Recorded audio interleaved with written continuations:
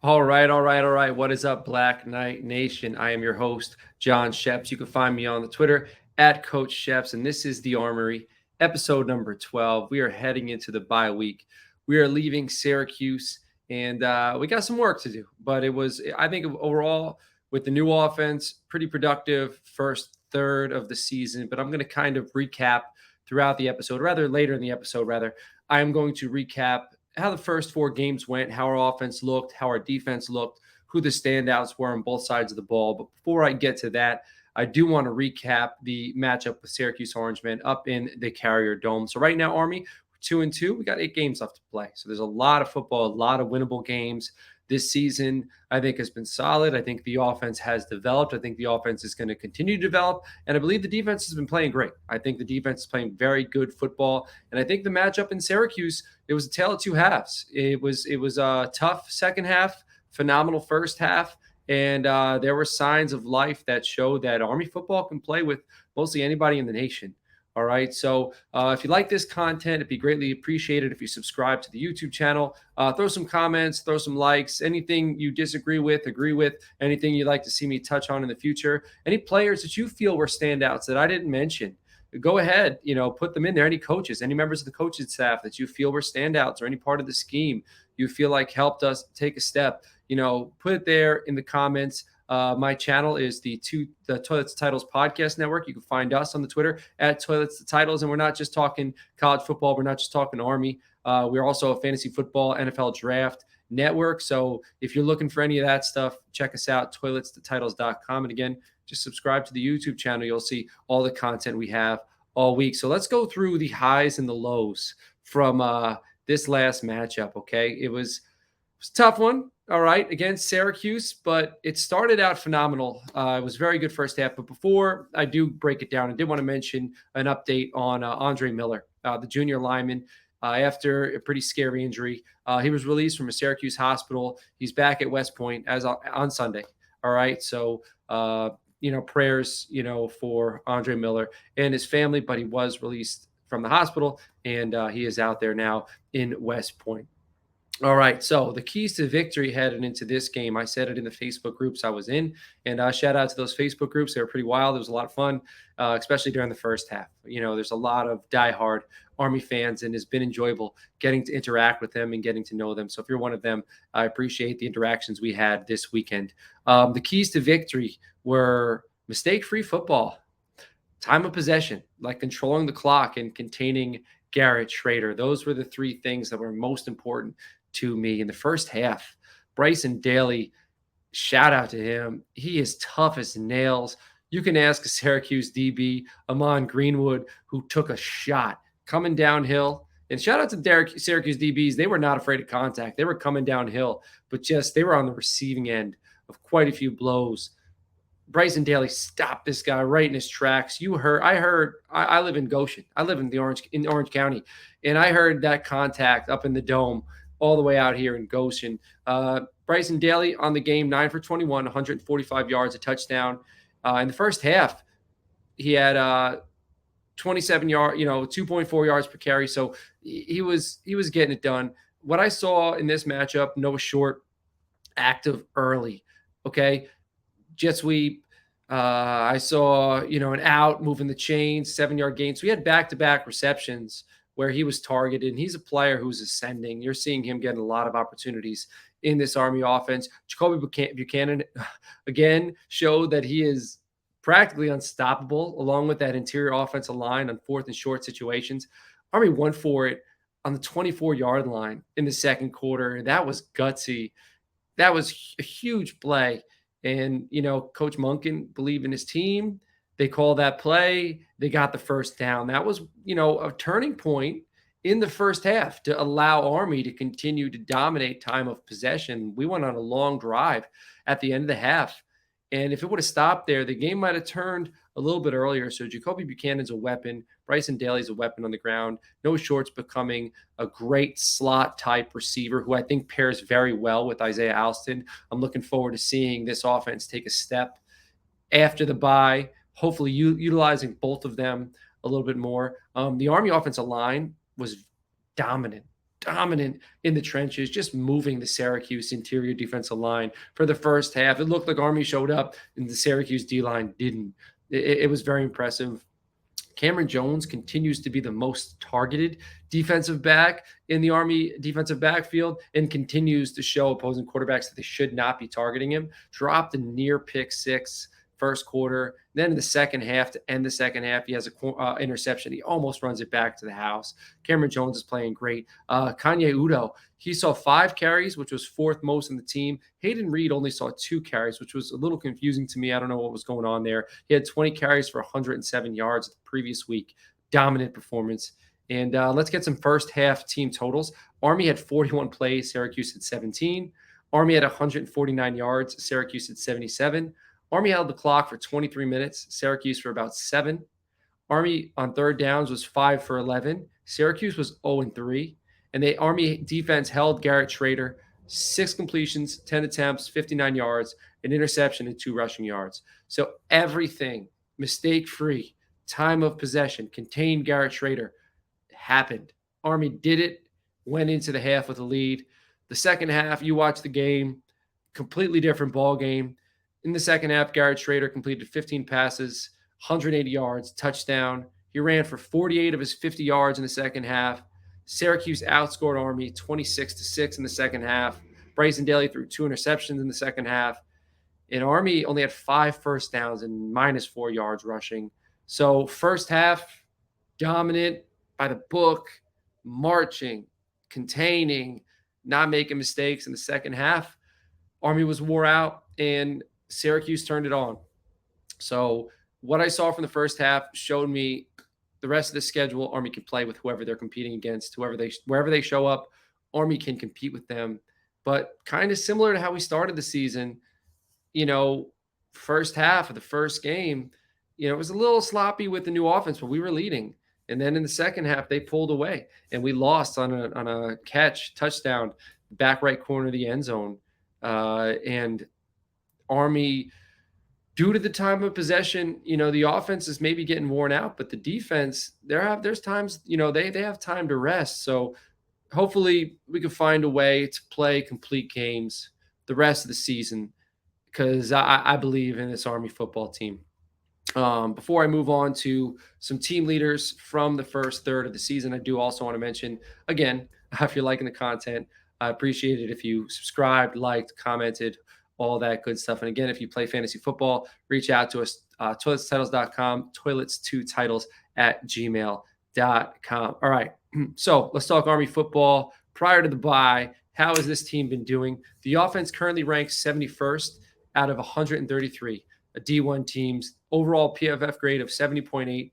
Army offense in 2022 was 40th in the nation. I had an overall PFF grade of 80. So that's season long. Right now, Army is 71st. Last year, they finished 40th.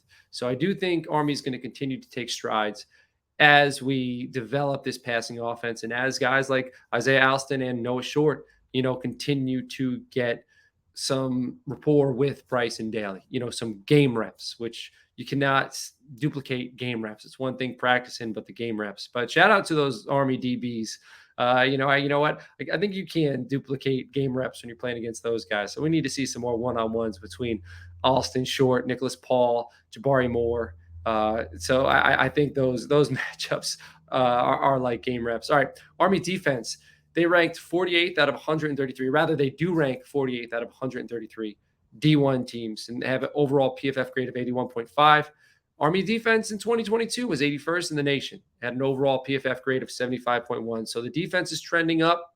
The offense, I believe, is going to trend up, because the defense, of course, they're coming in with a similar scheme. There's a lot of veteran players. The Army offense, new scheme, so I said this early in the year. I expected it to be a little slow, but I don't think they're going to finish 71st in the nation. I think they'll be top 50 by the time this season is over. If this defense can remain top 50, this offense can remain top 50, I think that's a very good sign for this team and how they'll finish the season.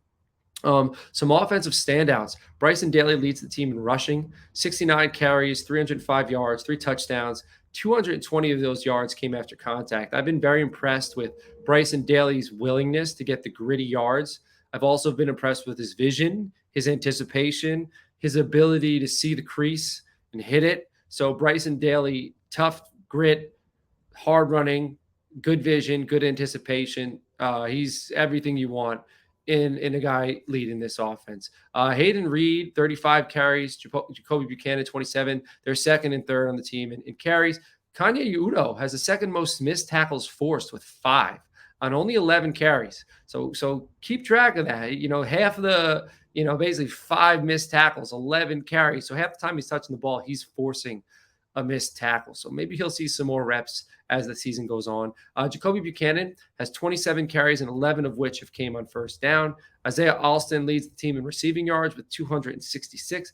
Noah Short leads the team in receptions with 10 on 20 targets. Both receivers lead the team in receiving touchdowns with 2. Okay, our highest rated pass blocker is freshman center Brady Small on 15 pass blocking situations. He's let up 0 pressure. So Brady Small, having him as a center, having him as a freshman, this is a foundational piece. Army's going to be changing. We got a freshman quarterback who looks very good. So I think as the team develops, having a guy like Brady Small who could be there for 4 years to help these young quarterbacks, after we move on from Bryson Daly in 2 years, I think he's going to be the focal point of this offensive line. Our highest rated run blocker is offensive tackle Connor Finucane. He has a 62.4 run blocking grade. Our defensive standouts, top 3 highest graded players are defensive backs: Cameron Jones, Jabari Moore, Bo Nicholas Paul, all corners. Cameron Jones has seen a team high 25 targets. He's only allowed 15 receptions. And on those 15 receptions, he's only allowed 16 yards after catch. So Cameron Jones, you throw it his way, you're getting tackled immediately, okay? Cameron Jones is our highest rated tackler, followed by Quindrelin Hammonds. Both have not missed a tackle all season. It's pretty impressive. Jimmy Carlo, Leo Lowen, Quindrelin Hammonds have been our Ironmen on defense. They're the only 3 players on this defense with 200-plus snaps. Lowen leads the team in tackles with 23. Carlo leads the team in sacks with 3. And Kyle Lewis leads the team in quarterback hurries and quarterback hits with 3 each. All right, let's move on to after the bye. So that's all pre-bye. Those are team leaders right now. Let's talk about some of these matchups we have after the bye. Headed into the bye, 2-2, 8 games left to play. No reason why Army shouldn't finish above 500. I expect Army to win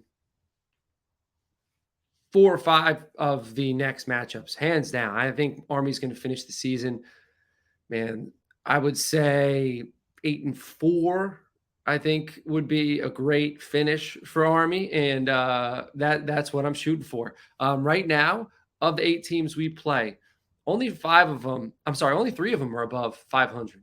5 of them are at 500 or below. And in my opinion, the only team we face after the bye that is better than Syracuse, who we went the distance with, at least for a half. And I think we could have played with them a little bit longer. Things didn't go our way. That's LSU. Other than LSU, all of these teams on our schedule, they're not any better than any team we faced to start the season. All right. I'm excited for the LSU matchup.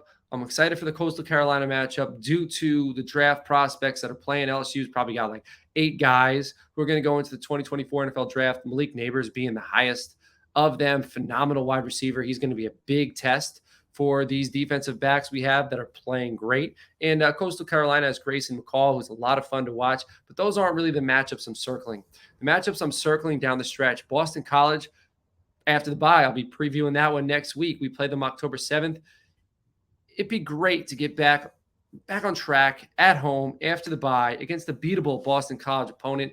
They're currently 1-3, averaging 28 points, letting up an average of 35. They're letting up 180 yards per game on the ground and 417 total yards per game. They went the distance with Florida State, and they matched up very well with a future top 20 pick, Keon Coleman, wide receiver, who's been phenomenal. So they played well against Florida State, and they took them. Like I said, we went the distance with Syracuse. We ultimately did not, because it was just the first half. But Boston College down to the wire with Florida State. And Florida State's probably going to be in the college football playoffs this year, along with Texas. But Boston College is beatable at home. 2 weeks to prep. It's a big matchup. We like college football. I want to say there's a must win, but this would be a huge jumping off point after the bye to come out and beat Boston College at home. The next big matchup I have circled is Air Force, November 4th, and they're currently 4-0. They have wins over Robert Morris, Sam Houston, Utah State, and San Jose State. Utah State's probably the most notable opponent they've beaten, but they're scoring an average of 35 points a game while allowing only 12. And they've only allowed 22 rushing first downs this season, which we're going to be testing that. They're going to be testing us. They've gained 15 yards, so 1,415 yards on the ground, and only let up 367. So they're running the football, and they're not allowing their opponents to run. So this is going to be like unstoppable force meets immovable object. When we face Air Force, it'll be fun to see who budges. But they're only averaging 55 yards per game, passing, rather. They're only averaging 55 passing yards per game. So it's strictly run. I think Army's going to be prepared for this one. They're going to know what's coming. It's going to be a slobber knocker. And I'm very excited for Air Force. The final matchup I have circled after the bye, I think everyone has this circled every single season. It's Navy, December 9th, up in Gillette. Navy's currently 1-2. They're rushing for an average of 223 yards per game and giving up an average of 155 yards per game. They're passing for an average of 113 yards per game and allowing an average of 204 passing yards per game. So if you look at their offense and you look at our offense, as far as statistical numbers, they're passing for a little bit more. I think they're rushing for a little bit less, but pretty similar to what we're doing. So this is going to be another, at the end of the season, a battle of wills. And go Army, beat Navy. Like, this is huge. It's going to be my first time watching one of these games live, being up there in Gillette. So I'm circling that one. Again, the 3 games I'm circling after the bye: Boston College, Air Force, Navy. Must wins, all winnable. I mean, every game, any given Saturday, anybody can win, but these are the games that are really going to dictate the Army season. We come out with victories in these 3. We're in really good shape. Everybody, I appreciate you. I appreciate you watching the show. I appreciate you staying through to the end. If there's any players who stood out to you, any matchups that you're looking forward to that I didn't touch on, throw it in the comments, and tune in next week, because next week I'm going to be previewing Boston College. It's back to business as usual, and I will be out there on that Saturday or watching, Boston College versus Army. So hopefully I'll see some of you. Hopefully we'll be bumping into you. Likes, comment, subscribe, all that good stuff, and I will catch you all next week. Take care.